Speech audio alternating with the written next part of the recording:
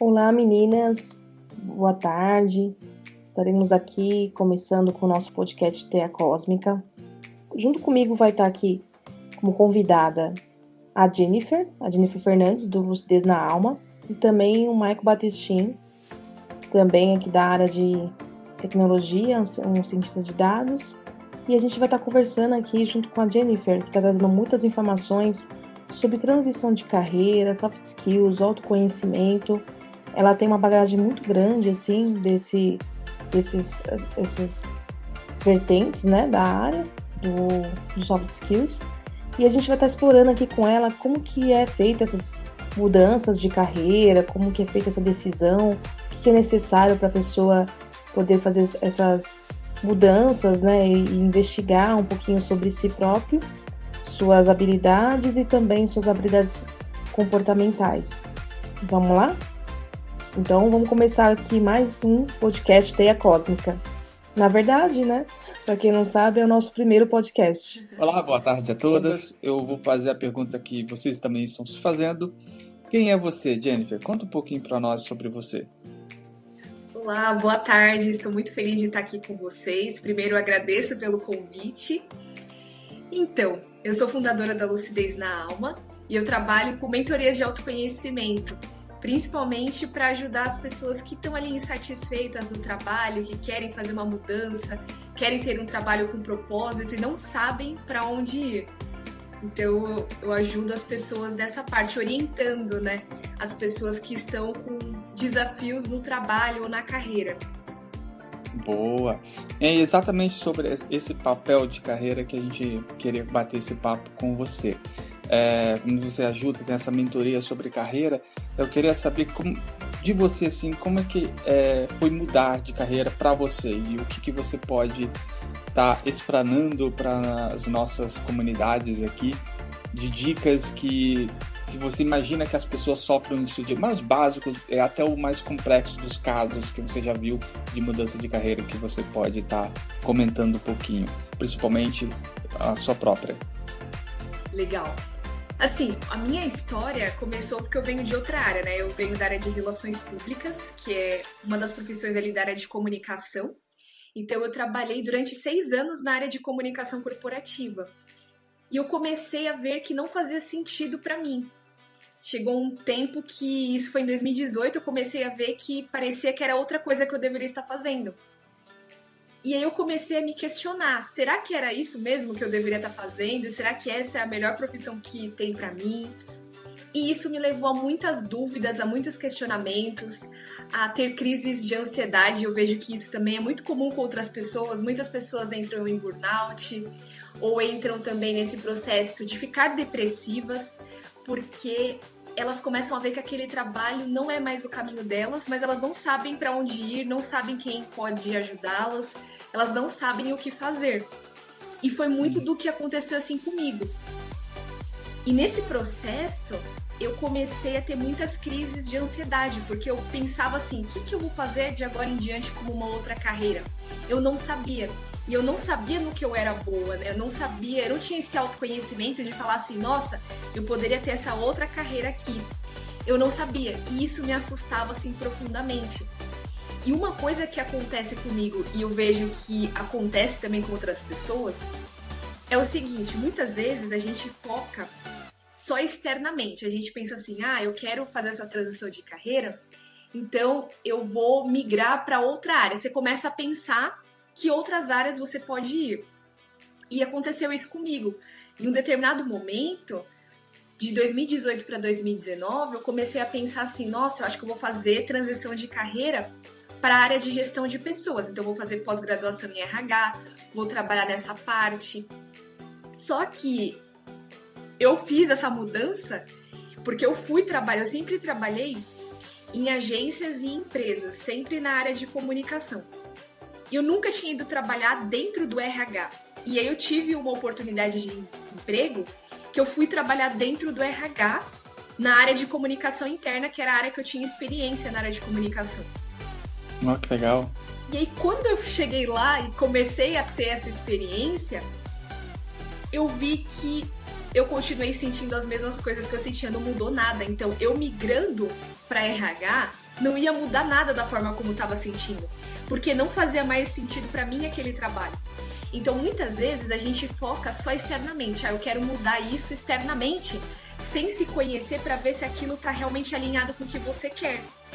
E isso Então, o primeiro aconteceu passo é se comigo, né? conhecer, né? Então, o Boa. primeiro passo seria você se conhecer para saber se aquilo tá mesmo alinhado com você ou não. Porque às vezes não tem a ver com você, como aconteceu comigo. Eu fui pro RH e aí chegando lá, e olha que eu nem tinha assim, eu falei que eu ia trabalhar com RH, eu fui trabalhar no RH. Eu nem fiz pós, né? Eu fui com a experiência que eu já tinha. E aí, convivendo lá com as pessoas, porque as pessoas que tinham lá eram pessoas que trabalham com RH, gerente de RH, analistas de RH. Quando chegou lá, eu senti as mesmas coisas. Então eu falei, bom, aí eu fui numa coisa lógica, assim, se não deu certo com isso é que não tá alinhado comigo. E aí se aprofundou mais a dor que eu tava sentindo. Entendi. Isso acontece com muita gente, né? Às vezes as pessoas pensam, poxa, já estou com 43, 44 anos, não sei se é a hora de mudar de profissão, se estou com essa confiança, né? Mas já não consigo mais ir para o trabalho, já estou sentindo, né, todos os sintomas de um burnout, né? Que a gente já viu que existem várias evidências, características que possam definir um burnout, né? Um burnout. Então, assim, a pessoa não consegue mais continuar naquela profissão, mas tem medo, né, da mudança. Você já viu alguma situação assim? O que a pessoa poderia, de repente, estar fazendo nesse caso? Não sei se, de repente, trabalhando a autoconfiança ou autoconhecimento. O que você sugere, Jennifer? Nossa, muito legal a sua pergunta, porque isso foi o que me levou a criar minha mentoria. Porque essa mentoria, quando eu criei, eu pensei assim, nossa, ela não serve só apenas para as pessoas que têm 30 anos, mas ela serve para as pessoas com mais de 40, porque o que acontece? Quando a pessoa ela tá ali, a partir dos 42 anos de idade, muitas pessoas começam a ter uma crise de identidade, de tipo assim, será que esse trabalho ele tá alinhado realmente com o que eu quero? Será que eu tô fazendo isso porque eu gosto ou eu tô seguindo o caminho dos meus pais, por exemplo? Então a pessoa ela começa a entrar numa crise de autenticidade, de pensar assim, será que isso realmente é meu? É dos meus pais? Será que eu tô fazendo isso porque eu gosto ou é para agradar alguém? Então ela entra numa profunda crise e muitas pessoas pensam assim, nossa, eu não sei o que eu faço, porque eu trabalhei mais de 20 anos nessa carreira no corporativo e agora? Seria loucura mudar aos 40, aos 50? Mas é algo super real e é algo que acontece muito, porque as pessoas começam a ver, isso é uma mudança interna profunda que existe nas pessoas, porque assim, tem um estudo que fala que a partir dos 42 anos as pessoas começam a mergulhar no mundo interno, então elas começam a se diferenciar das figuras parentais, do pai e da mãe. E ela começa a ver o que é dela realmente, né? O que ela tem para entregar para o mundo. Ela começa a ver o que ela quer deixar de legado. E isso faz com que ela comece a pensar e repensar na carreira que ela tinha até então. E olhando pelo recorte assim das mulheres, o que eu percebo também é que quando a mulher ela tá nesse processo aí dos 40 e poucos anos, ela também começa a se questionar. Será que se ela não tem filho, ela começa a se questionar se ela quer ter filho mesmo ou não, se ela quer continuar no casamento ou não, porque é uma mudança que ela tá passando interna. Antes, até os 42 anos, o nosso foco tá no mundo externo, pra gente conquistar as coisas, pra gente ter a nossa estabilidade financeira, a gente ter promoções no trabalho, ser reconhecida fazendo aquilo que a gente faz na nossa profissão.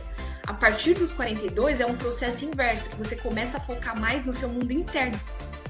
E isso faz com que você comece a repensar na sua carreira.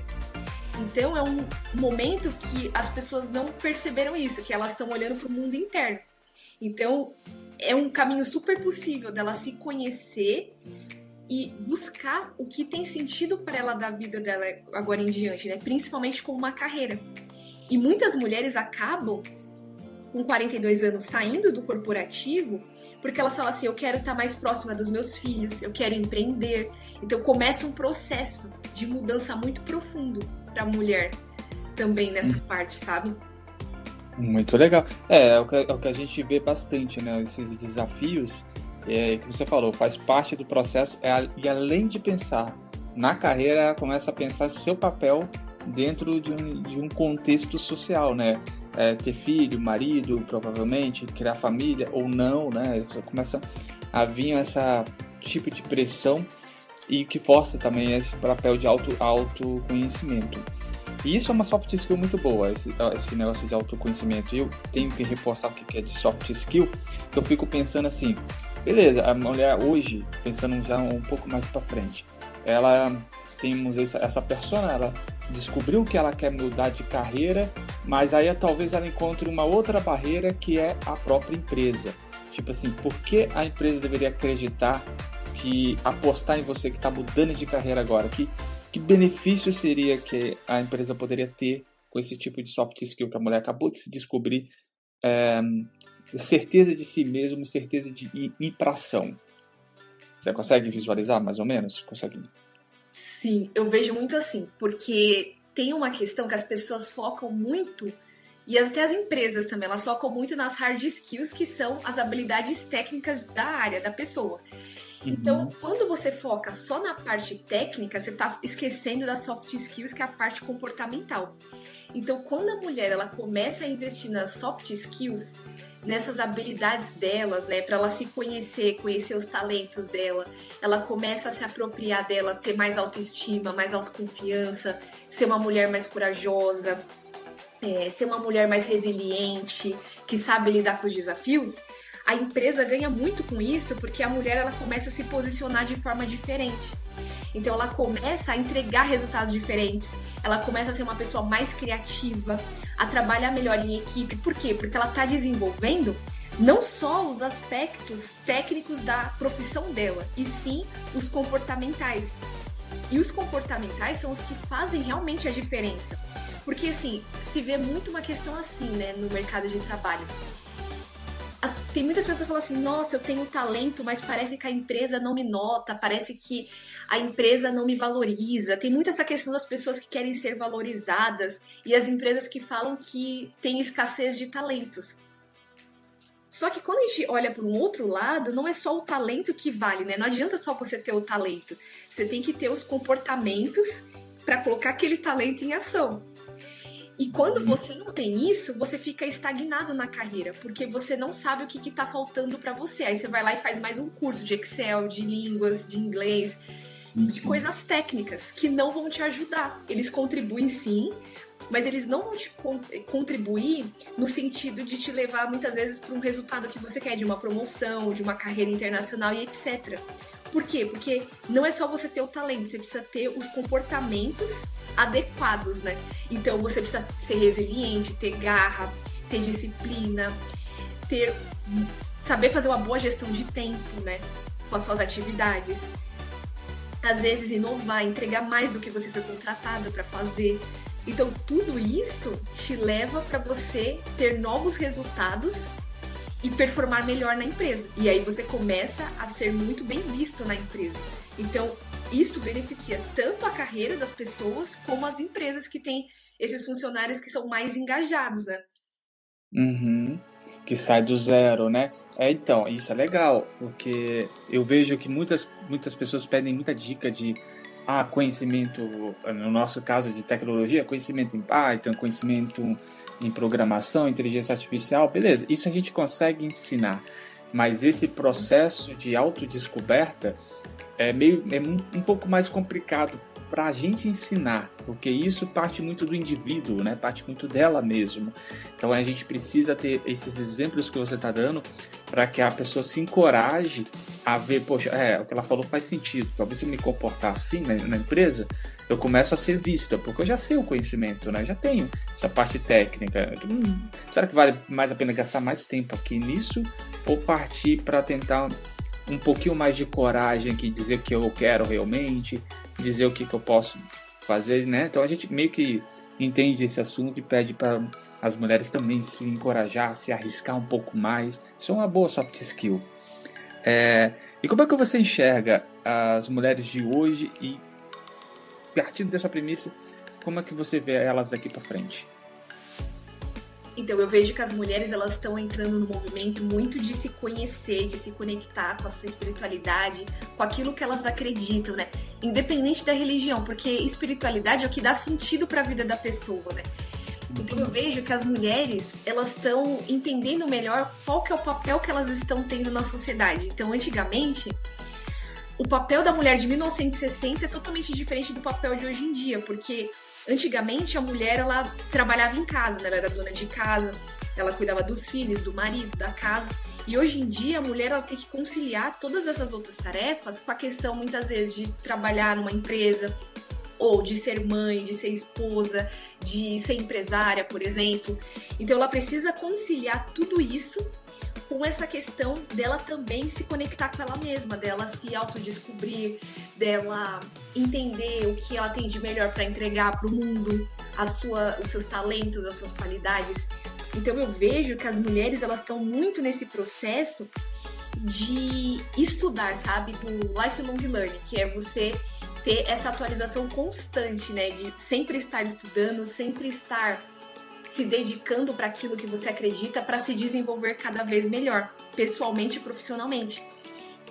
Tanto que quando você vai, assim, eu vejo muito isso, assim, quando você vai em eventos que tem a ver com autoconhecimento, eventos de negócios e tudo mais, sempre a maioria são mulheres. Cursos também online, quando você vai ver, a maioria são mulheres. E porque as mulheres, elas estão muito nesse processo de querer se conhecer, de se descobrir, de deixar para trás a síndrome da impostora, de confiar mais nelas mesmas, de ser mulheres mais corajosas, de ser protagonista mesmo da própria vida.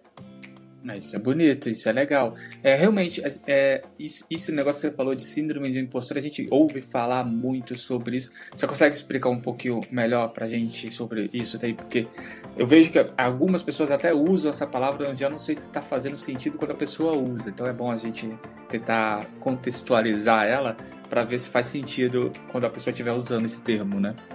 Então, geralmente, tem muitas pessoas que trabalham que elas se sentem uma impostora. Então elas estão lá trabalhando, às vezes elas recebem promoções e elas não se sentem merecedoras daquilo. Elas acham que tá faltando algo, que alguém errou naquele resultado de ter promovido elas. Muitas vezes elas não conseguem ter confiança para apresentar um projeto porque elas não se acham boas o suficientes, não se acham capazes. Elas se sentem uma fraude em tudo que elas fazem. Então, em reuniões com clientes, se ela é uma pessoa que trabalha atendendo clientes, né? Muitas vezes ela se coloca para baixo, ela se autodiminui, porque ela não se sente capaz para aquela função.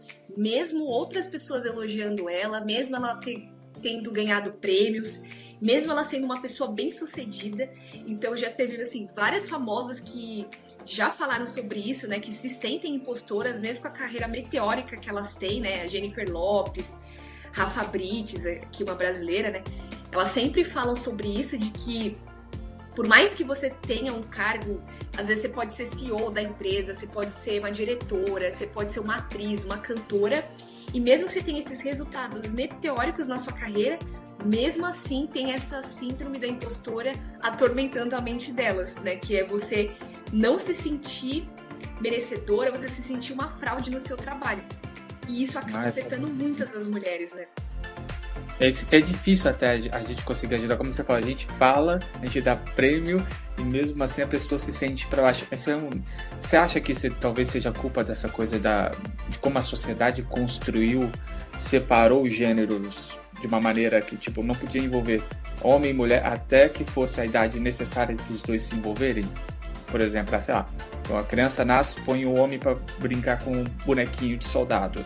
A menina nasce, a gente põe ela para já educar, brincar com cozinha, brincar com coisinhas assim. Você acha que essas coisas todas prejudicam e constroem ou pressionam para a gente se sentir meio estranho, né, nessa vida, né? Sim, eu acho que faz muito sentido. Eu acho que essa construção das mulheres se sentirem assim, elas começam na infância, com tudo isso que a gente vai absorvendo, né? Da nossa infância, do relacionamento com os nossos pais, com familiares, nas escolas, no que a gente vê na mídia, né? No que a sociedade fala, do que é legal ou não de ser mulher. Então, todas essas construções, elas vão formando a identidade das mulheres. E tem uma outra coisa também, que principalmente aqui no Brasil, tem muito essa questão assim, da mulher precisar ser boazinha, dela ter que falar baixinho, muitas vezes ela não pode se posicionar. A gente foi crescida assim, você tem que ser boazinha, você tem que agradar, você não pode dar sua opinião, você tem que sempre falar sim, você sempre tem que estar nesse papel de ser uma agradadora, mesmo que aquilo te mutile, mesmo que aquilo... Como que eu posso te dizer? Mesmo que aquilo não faça sentido pra você, mesmo que a sua opinião for contrária àquilo que tá sendo dito. Então isso também faz as pessoas se posicionarem de forma diferente. Então elas começam a pensar assim, nossa, o que eu tô fazendo com esse trabalho? Será que é isso mesmo? Ela começa a duvidar de si por causa de todo esse contexto histórico e social que ela foi absorvendo desde a infância, sabe? É triste, né? E quando a gente consegue ver uma pessoa assim, qual é o primeiro passo que a gente pode tentar ajudar ela para começar a fazer esse processo de, olha, você não é desse jeito que as pessoas dizem que você é muito mais que isso. Como é que ela aprenderia a ouvir a gente? E notando essa visão que o Michael trouxe, assim, complementando um pouco da pergunta que ele está fazendo, como que a mulher ela pode fazer uma autorreflexão sobre todo esse contexto, né, de que ela não pode se posicionar, de que ela muitas vezes tem que ficar calada, ou até mesmo, a gente já ouviu, né, muitas palestras de que elas revelam que elas, quando se posicionam, não são as últimas pessoas a falar, né, alguém vai lá e complementa a fala dela, alguém vai lá e quer passar por cima dessa opinião. Então, assim, aí fica um ponto, né, que ela começa a ficar em dúvida, né, do papel dela ali dentro de um projeto, de uma empresa.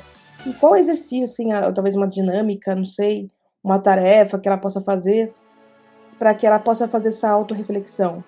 Nossa, tem um exercício que é muito legal, assim, alguns exercícios que dá para compartilhar, que é assim, você se perguntar para você mesma, o que eu acredito sobre mim que tá me limitando, né? Que tá limitando a minha vida ou a minha carreira.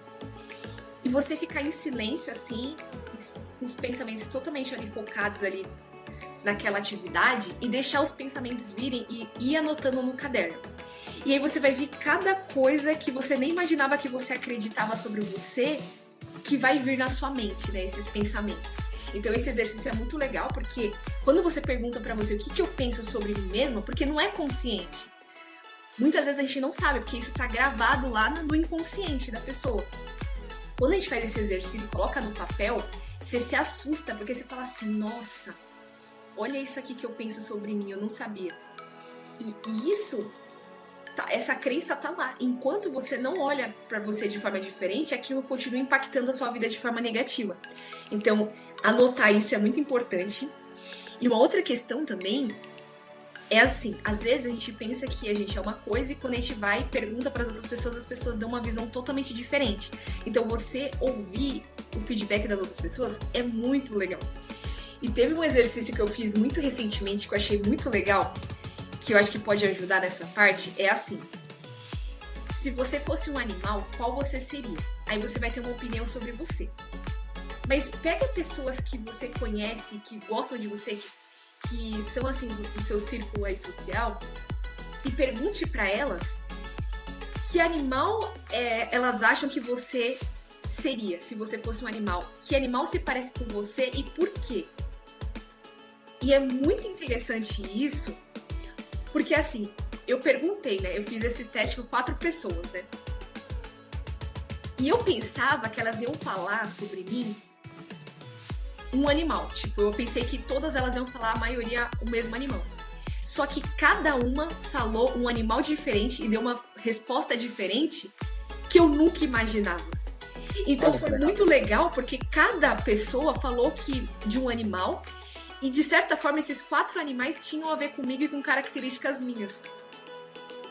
Diferente um do outro. Olha que legal. Exato. E aí vai somando uma personalidade sua, que aí você consegue talvez se ver, né, pelos olhos dos outros. E aí te dá Exato. uma coragem, te dá um... Muito bom, gostei, Jennifer. Isso é uma dica legal. Jennifer, nosso horário tá meio que fechando, uma pena. Mas, poxa, eu gostei muito do nosso papo e eu queria ver com você. Deixa as suas redes sociais, se a pessoa quiser te procurar, como é que ela te encontra aí na internet? Eu sei que a gente tá na internet como um todo, mas dá as dicas mais fáceis aí para ela te encontrar na internet. Olha, ela consegue me encontrar pelo @lucidez na alma. Então eu tenho o Instagram, tenho o LinkedIn e tenho também o YouTube, sempre @lucidez na alma. Então a pessoa pode me encontrar lá em um desses canais e a gente tem bastante conteúdo lá para ajudar as pessoas que querem ter um trabalho com propósito. Boa, boa, boa. É isso aí, pessoal. Então vocês sigam a Jennifer aí. Eu adorei as suas dicas. Jennifer, tem algum conselho, alguma dica final que você possa dar assim para engajar as mulheres na comunidade e no seu próprio ser, né? Para ela dar espaço para mudança de carreira que necessita só dela, praticamente? Eu diria assim que o importante é você investir em se conhecer, porque depois as outras coisas vão chegando por acréscimo. Então, quando você conhece as suas qualidades, os seus talentos, os dons que você recebeu, você começa a se apropriar de você, a ganhar essa confiança, essa segurança para se posicionar de forma diferente. E aí, quando você se posiciona diferente, com você mesmo primeiro, se apropriando de você, você começa a ter uma qualidade de relacionamentos melhor, um trabalho melhor, e você começa a encaixar o trabalho que faz sentido com você, a vida ideal que você quer ter, porque você está se conhecendo e você está entendendo o que faz sentido para você e o que não faz. Então, se você não tem esse autoconhecimento, você não consegue saber se aquilo faz sentido para você ou não, se aquela carreira faz sentido, se aquele relacionamento faz sentido, se a vida que você está levando até então faz sentido ou não. Então, você precisa ter esse autoconhecimento para decidir aquilo que você quer, né? Para realizar os seus sonhos e fazer aquilo que você quer na sua vida. Muito bom. Nossa, adorei. Adorei. Nossa, muito bom. Adorei. Isso é uma ótima dica. Muito obrigada. Esperamos ter você aqui em breve, quem sabe, né? Uma outra edição aqui do podcast. A gente agradece bastante sua participação. Foi muito enriquecedora. Obrigada. Do jeito. Ó, prazerzão. Jennifer, muito obrigado por estar aqui no Tá na Teia. Eu que agradeço, prazer. Estarei de volta em breve, se Deus quiser. Isso, obrigado. Muito obrigada, viu? Muito obrigada pela sua participação. Estamos muito felizes aqui com a sua contribuição.